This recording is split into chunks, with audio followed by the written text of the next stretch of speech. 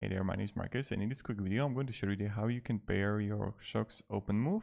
So it's pretty simple, and I will show you how to do it. Now, to pair it, what you have to do is that you're going to find this plus button right here from the bottom. Here you're going to have for charging, but here you're going to have the button for like the plus button. Do you see that? So what you want to do is you want to press and hold it for a few seconds. And then what will happen is that you will start like blinking here. So just press it.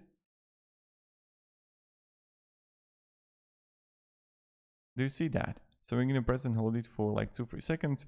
Then you're going to see like the blue red. Now it's in a pairing mode. Important thing to know is that on an iPhone you will probably need a Shokz app. With the Android you can connect it automatically. So let me show you.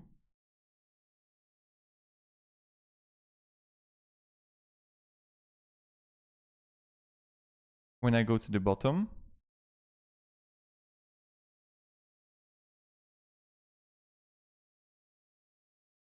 see OpenMove by Shokz.